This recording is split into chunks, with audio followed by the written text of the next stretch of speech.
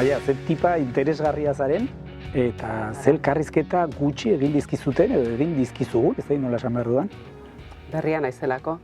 No, ez horren berria, dagoeneko gurean izen eta itzal handiko bi pelikula egin dituzu, Asier eta Biok, eta non dago Mikel, biotanko zuzentzailea izan zara, eta biotan askoz elkarrizketa gehiago egin dizkiote beste zuzendariari zuri baino, bai Aitor Merinori, zure anaiari, eta baita Miguel Ángel Llamas Pituri. Claro. Niri ez zait gustatzen bat ere. Egia esan eta saiesten dut, aldudan guztietan saiesten dut, ez zait gustatzen. Hitz egitea ez zait gustatzen. Noizbait ere esan didazu, gehiago maite dituzula irudiak hitzak baino. Bai, uste dut, bueno, behintzat nire kasuan, ez nire irudia, baina esan nahi dut irudietan ikusten dudala, eta ekintzetan eta egunerokotasunean ikusten dudala askoz gehiago hitzetan baino. Hitz gehiegi uste dut dauzkagula gure inguruan gaur egun eta batzutan oheratzen naiz esanez, baina zenbat gauza nola da posible hainbeste hitz. Horregatik eta izanen da ezagit. Genero kontu bat ere izan daiteke, tartean? Bai, seguramente. Gizonok askoz errazago esaten diogu baietz elkarrizketa bati, akaso? Pues ez dakit nik. Asier eta Bioken garaian normala zen, zean nahi zen aurpegia jartzen zuena eta ez nik. Eta guain Pitu magisimoa delako, eta orduan esaten diot ni, ai Pitu, egin zu, animatu zaitez, eta berarentzako ondo. Horregatik izango da, ere. Zu pozik orduan. Nik pozik. Zu protagonismo beharrik. Ez.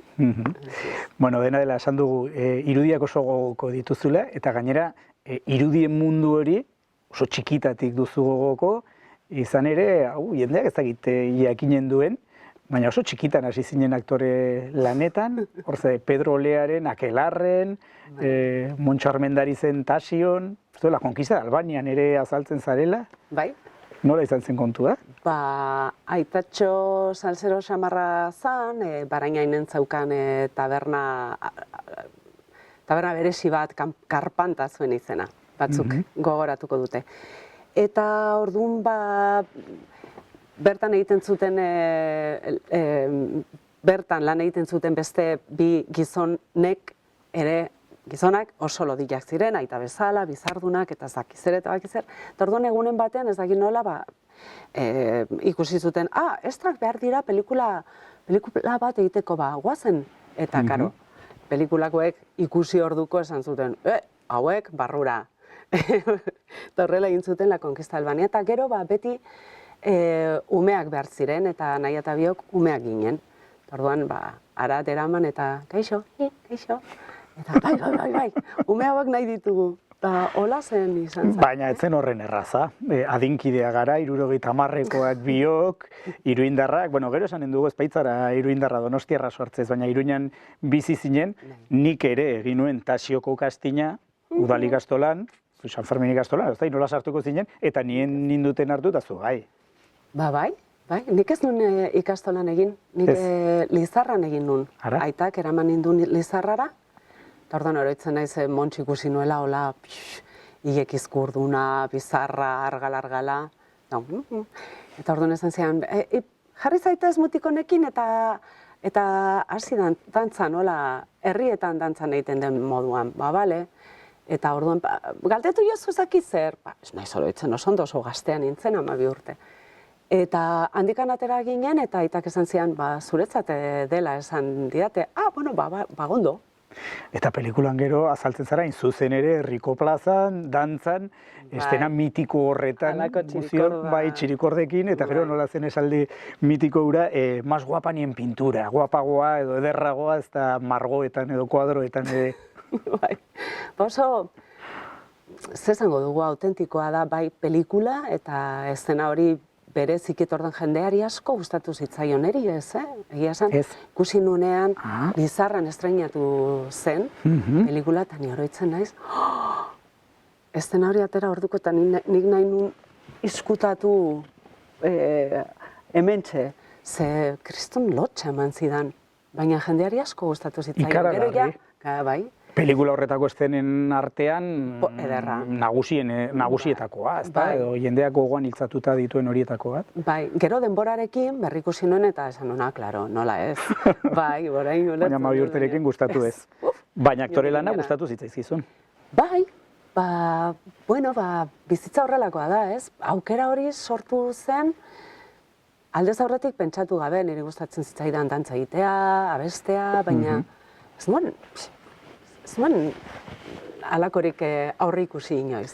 Aurre ikusi ez, baina gustatu bai, esan dut gustatu, konturatu gabe iritsi zen, baina gero aktore ikasketak egin zenituen. Gero bai. Orduan aukera hori zabaltzen jarraitu zen, beste pelikula batzuk egin nitunan eta hemen, eta orduan momentu baten esan genuen, orain zer, ikasketak egin beharko dira, eta 17 urteekin Iruña utzi eta Madrilera mugitu nintzen.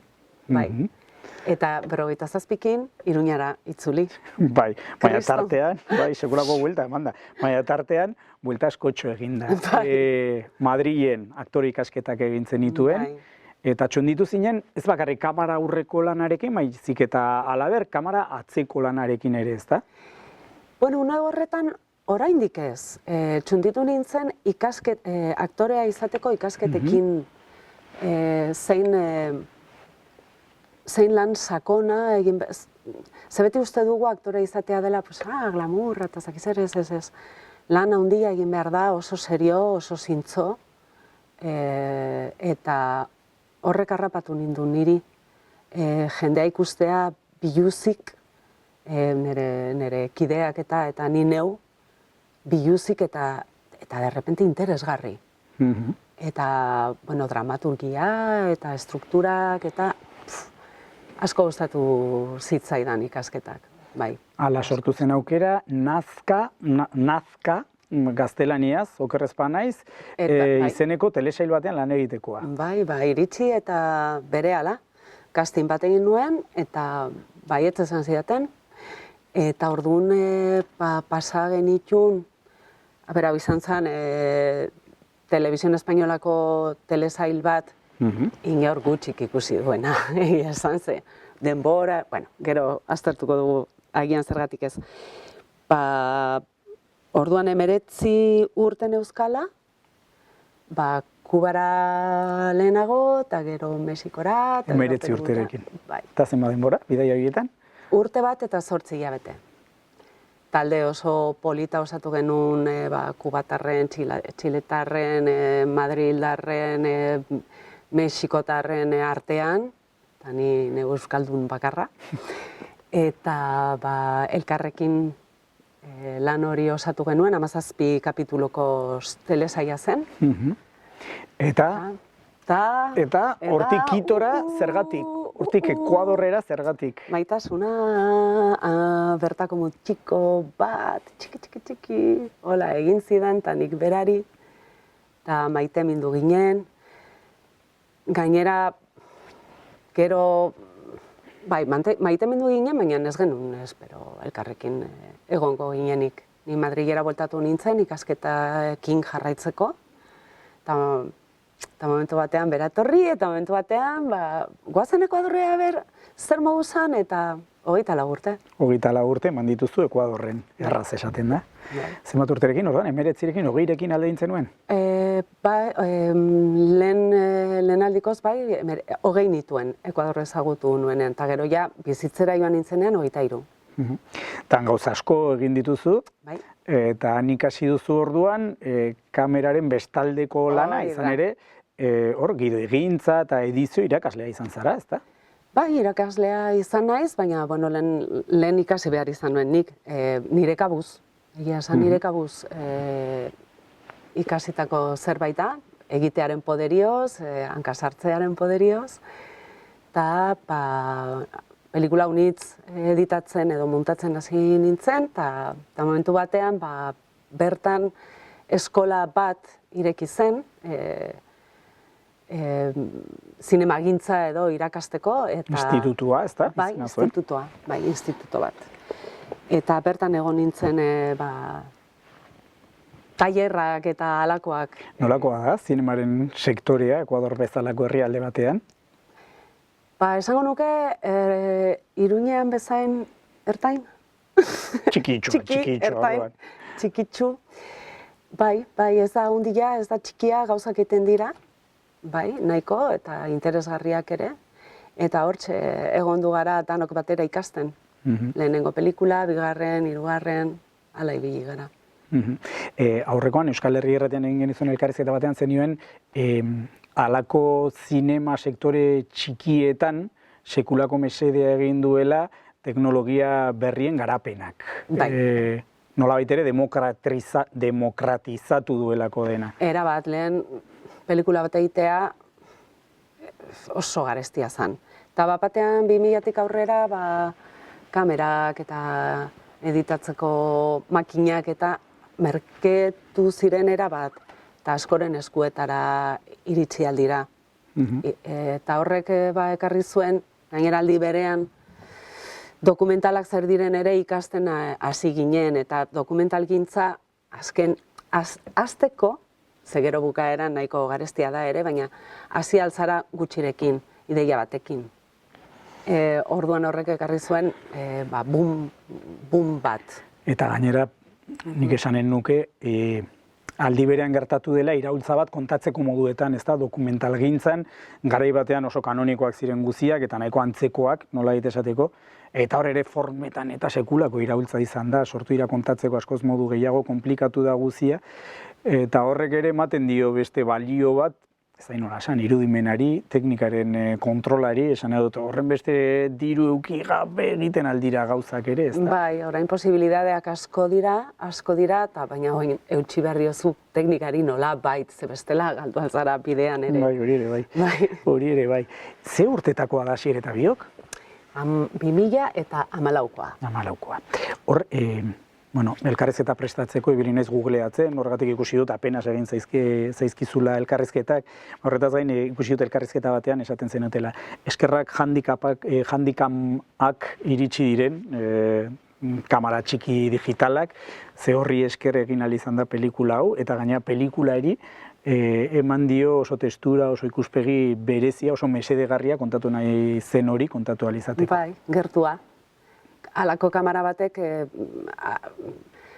albideratzen du edo oso gertu egotea, gero inor gutxik ustea handik pelikula bat sortuko dela, egunerokotasun edo turistek eramaten dituzte halakoak ere.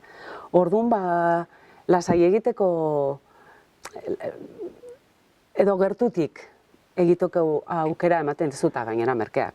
Eta kalidade nahiko honekoak, nahiak esaten du, kalidade txarra, niri ez zait iruditzen nahi txarra.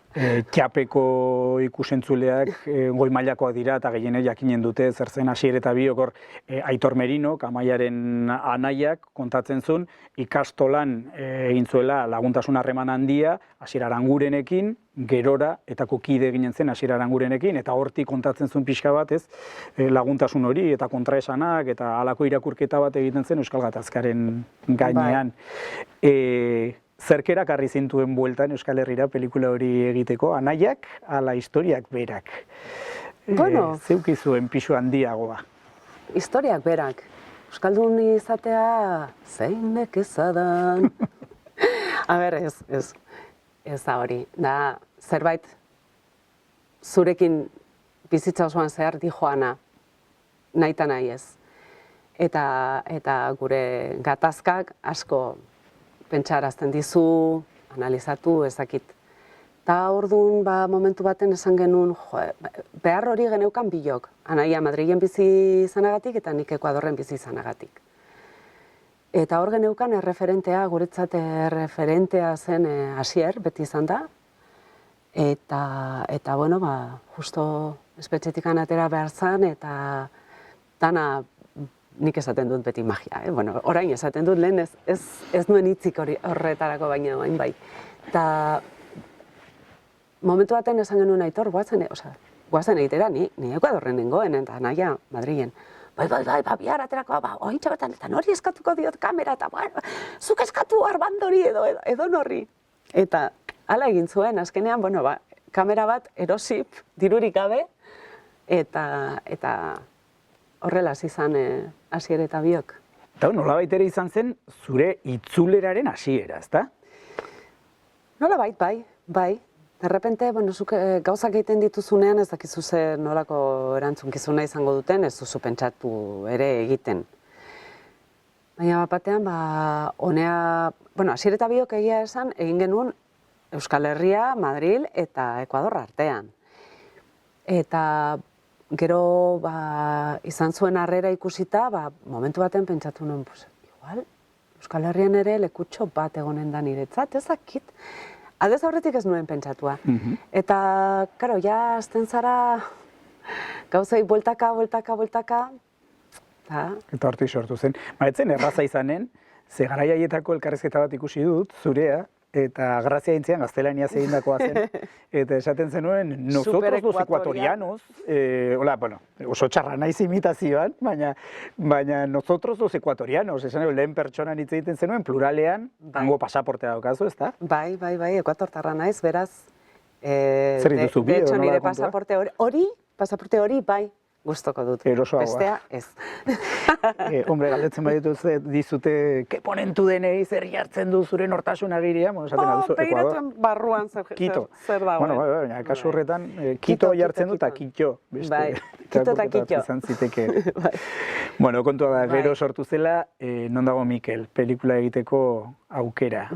Erronka zail bat, ze grabazioa ja eginda zeuden, lurrartu behar izan zenuen, da pelikula edo proiektua bintzat martxan zegoela. Bai, baina, nire iretsi zitzaidan proiektuaren berri, Pituren eskutik, 2017an, Ekuadorren engola, baina ja, hanka bat hemen neukan. Niretzako oso gogorra izan zen Ekuador ustea, oso gogorra, oso tristea, baina momentua iritsi zen. Eta orduan esan zian, bueno, hau daukagu, eta nahi duzu parte hartu? Ostras, nola ez? Bai, nahiko nuke. Nik bizi izan itun egun horiek, eta biziki markatu gintuzten, eta bai, asko interesatzen. Zuta bion lehendabiziko manifestazioak, biogarrapatu gintuen 14 urterekin, nire lehendabizikoa bintzat hori izan zen. 15 bete berriak neuzkan. Bete, karo, 85ean, bai. Ze beldurra, Bai. Hoi baizela, la vida real, edo. Bai, gero sakonduko dugu horrelakoetan, baina esaten erinen, sartu zinela proiektuan, eta Euskal Herrira. Bai, Euskal Herrira, eta ze arrakasta. Golem zinema aretoetan gaude, horrelako aretoak, betetzen ari zarete, egun batean bai, eta horrengoan ere bai. Ere bai, eta Bartzelonan, eta Madrilen, eta Burgosen. Eta Burgosen, ja. Ja, txidute. Baina, bueno, Espainian, konparaziora lehendabiziko asteburuan, 5. pelikularik ikusiena, oker ezpan naiz. Bai, 5., 3., 7., 11., 9. Dokumentala izan da. Dokumentala izan da, euskaraz izan da, gehien bat euskaraz, bai, eta gure gaiak. Ez da erraza, ez da xamurra. Ez da erraza. Eta zinemaldian izan zineten, Donostian, estreinaldia, mundu mailakoan egin zenuten, saria eskuratu zenuten. Bai, bueno, aipamen berezia, epaimaiaren aipamen berezia, saria anek irabazi zuen zorionak. Bai, oso pozik, bai. Eta gero beste modu bateko, ez da sariak esan? Edo lorpenak, akaso zuzenagoa da, lortu duzue, pelikula baten bitartez, Espainiako presidente orde batek parte hartzea zuen estreinaldian, esatea Espainian torturatu izan dela, eta esatea hori demokrazia batentzat lotsagarria dela. Ez da zer nahi. Ez da zer nahi, egia da. Gauza gertatzen direnean, zuge azkar sortzen dugu iritzia, asko gustatzen zaigu danoi, iritziak, azkar sortzen ditugu iritziak. Nik uste, denborarekin hori bere pixkate orekatu behar da. Egia esan, nahiko, niri behintzat iruditu zitzaidan, guztiz ezoikoa, ez genuen espero, eta ez dugu hortarako egin, baina... Gonbidatu zenuten Pablo Iglesias eta Irene Montero, berdintasun ministroarean izan zen. Gonbidatu gintuzen Pituta Biloi. Ordaindu zizueten sarrera. Bai. Baina aldez aurretik etzen dei bat izan edo... Uste dut hori Pituk esan beharko luke, baina uste dut alderantziz izan zela handik deitu zuten. Bai, interesa zegoela, eta bueno, pentsatzen nahi zirela, Madrilgo estreinaldira joatea guk esan genien, estreinaldirik ez da egongo, hola alfombra roja eta hori guztia ez da egongo. Izango da lehenengo saioa, harat. Ederki, orduan gu ere, Madrilera joan ginen. Eta, bueno, zure galderaren harira, bai, garrantzitsua da, beti esaten dugu, hitzak eta ekintzak simbolikoak baldin badira, ongietorriak, eskerrik asko, baina gero ekintzetara, benetako ekintzetara ere pasaberko ginateke. Eta ez dakit nik. Bueno, baina aitortzatik badu pixka bat, alakoetan beti egia aitortza eta erreparazioa eskatzen dugu. Aldarrikatzen dugu eta behintzat aitortu zuen eta publikoki egin zuen. Beste lorpen bat, Nafarroako parlamentuan, aho batez, eskatu zutela, Peroteren eta Gomez Nietoren grabazio horiek, zuen pelikularen dokumentazio lanetan azaldu diren horiek ikertzeko azken muturreraino. Hori ere bada lorpen politiko bat. Osuz, bai, gainera Nafarroan aho batez. Ez zoikoa da, ez dakit nik. Ez da oikoa bat ere. Zu jakingo duzunik baino, hobe. Bai, lorpenak dira. Ikusi ez, gurean esan zenuen, Euskal Herria Irratian, esan zenuen. Pelikula bat, askoz eraginkorragoa izan daiteke diskurtso politiko bat baino. Bai, nola ez? Pelikula bat ikusteko, zuk zer egiten duzu, etxean prestatzen zara, lagunak deitzen dituzu, bidea egiten duzu sarrera erosi, mugikorra itzali, eta ordu eta erdi batez, eseri, isili, kontzentratua, eta komunidadean, halako empatia sortarazten duen hori egiten duzu, ez? Isilik. Eta egia esan askotan pentsatzen dugu hitzek eta parlamentuek eta zakizere egiten dutela eragin handiena, baina agian gauza hauek konturatu gabe gainera sartzen dira. Inor gutxik espero du, igual pelikula baten bitartez. Iruñeko estreinaldian Pituk, beste zuzendariak, esan zuen, bera torturatua izan zen, 19 urte zituela, eta esaten zuen esperientzia pertsonal horretatik. Berarentzako garrantzitsuagoa izan zitekeela horrelako pelikula bat, ebazpen bat baino. Berak akaso ez zuela behar espetxe zigorrik bere torturatzaileentzat, ez zuela nahi espetxean preso batek ziga berean bizi behar izatea torturatzaile batekin, horrela biribildu zuen ideia, baina egia pelikulan zegoela akaso ebazpen batean, baino gehiago. Bai. Hala azaldu zuen Pituk eta niri asko gustatu zitzaidan, baina ezin dut errepikatu, baina asko gustatu zitzaidan esan zuena. Bai, oso ideia antipunitibista interesgarria. Bueno, lorpenak eragin ditu, ekarri ditu pelikulak, familia oso eskertuta dago, baina zenbaitzuk ezin izan dituzte ikusi. Garbine, Mikel Zabaltzaren ama zendu zen, Idoia Ayerbe, Mikel Zabaltzaren eskalaguna zena ere bai, Jon Arretxe ere bai. Bai, tristea. Gogorra. Oso. Ze esango dugu, zenbatetan pentsatzen dugu eta ikusten dugu lotura ez da, tortura eta gerora pairatzen diren gaixotasun batzuekin eta are gehiago aitortzarik ez baldin badago, zuri esaten badizute, gezurtia zarela, imaginazazu. Eta horrekin bizi behar. Zein darra Garbine amaren garaietako irudiek. Bai. Zehongitze egiten zuen. Eta oso une latzetan, zein darrarekin hitz egiten zuen. Eta baita Idoiak ere, Bai. Pentsa dezagun Idoiak 21 urte zeuzkala, torturatua izan zala, espetxetik pasa, gero atera eta enteratu zen orduan mutilaguna desagertua zegoela, eta esaten zutena, eta ze indarrarekin hitz egiten du kamaren aurrean, niri flipatzen nahu horrek. Eta Garbine da beste garai bateko emakumea ez da, baina nik esaten dut hori admirazioz esaten dut. Nik nahiko nuke halako amoina izatea indar horrekin, lasaitasun horrekin eta gauzak esaten ditu eta kitxo. Ez dago. Eta Jon Arretxe, Mikelen laguna, torturatua berarekin batera, atxilotua berarekin batera, idazlea, horrutzi du La sombra del Nogal izeneko liburua, baina iruditzen zait pelikula hau ere badela, ezta? Nolabait ere utzi duen lekukotza, testigantza, ez dakit ze modu berezia tortura hitz egiteko, tortura kontatzeko, ze modu indartsu eta sinesgarria. Bai oso. Bera tematzen da ez bakarrikan gertatu zena objektiboki kontatzekin, ez? Ez da horrekin. Ez da hori da.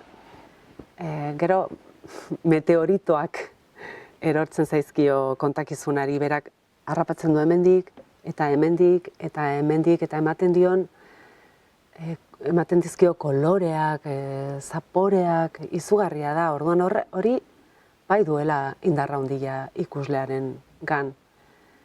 Eta horrek ikuste mugitzen dituela lurrak. Aipatu ditugu pelikularen lekukotza nagusiak, gero ere badaude bilobak nolait ere transmisioaren ikur bezala, baina lekukotza nagusiak, ETV-ko garaiaietako irudiekin batera horiek dira, eta horien bitartez islatu nahi izan duzue, orduan nola bizi izan zen desagerketa, ezta? Mikel Zabaltzarena. Elkarrizketa egin genizuen Euskal Herri Irratian, piturita bioi, eta honetaz hitz egin genuenean, zein ongi azaldu zuen garaietan bizi izan zena, Pitu izan zuen, itxoin pixka bat. Ze gogorra egin zaidan, Amaiak bazterrean uztea, horretaz gain grabatuta genituen irudi guziak. Izan ere, bazen material pilo bat, ezta? Forentxetako bat atzerritarra zen, ez da Iterberetan edo non bizi zen, baina atzerrira joan ziren grabatzera, eta baziren Danimarkara hori da. Baziren horrelako dokumentu pilo bat, eta zu bazterrean utzi zenituen. Bueno, nik berak esaten du nik egin dudala, baina pilon artean egin dugu. Baina eske pelikula bat ordu eta hogei dauzka ez gehiago. Eta orduan gure lana, mutantzaileen lana da, kasi denak entzea. Eguneko postarekin gelditu algara. Eta gainontzeko guztia, sorry, baina... Bai, kendu behar da. Sorry, Pitu. Sorry, Pitu, baina zer nahi dugu. Nire lan egiteko modua da,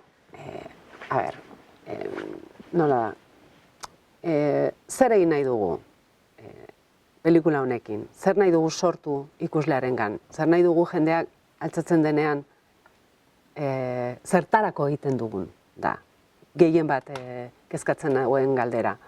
Eta norentzako egiten dugu, ere bai, bi horien artean, hori zehaztatu egiten duzunean, orduan jakingo duzu nola egin behar den. Eta guk hori aztertu genuen, erabaki genuen bion artean, zer nahi genuen zertarako egiten ari ginen pelikula hori, zer nahi genuen adierazi, eta orduan gero fidel izan behar zara, baina fidel, zorrotz, zintzo, eta temati, eta borrokalari. Bestela, galdu egiten zera bidean.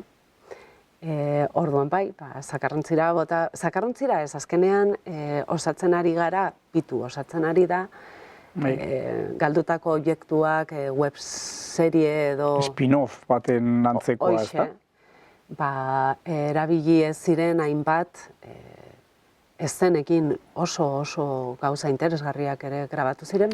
Peroteren eta Gomez Nietoren arteko elkarrizketak, iturburu dira, beste Nafarroako parlamentuaren erabaki horretan, oie pelikulan ez dituzu esartu konparaziora. Ez, eta hainbestetan galdetu digute, eta ni hasieran baneukan erantzun bat, izan behar duzu ez da, erantzun prest erantzuteko, baina gerota, esaten dut, denborak esango du ondo egin dugun ala ez, gerota zalantza gehiago dauzkat, baina nik esaten nion Pituri, baina naber.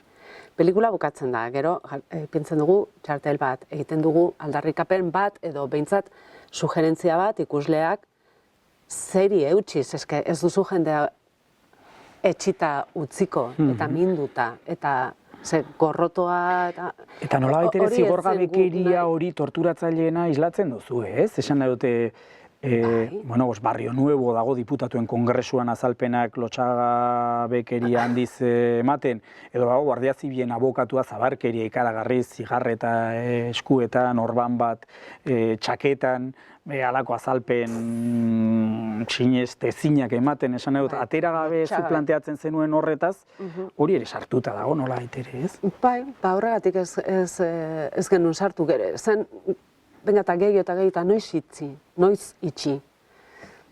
Eta, bueno, gero beste batzutan ere nik pentsatzen dut eta esaten dut. Tira, audio horiek pelikula baten sartuta baleude, askoz ere erresagoa izango litzateke prentsarako edo entzun edo ikusi nahi ez duenerako saiestea.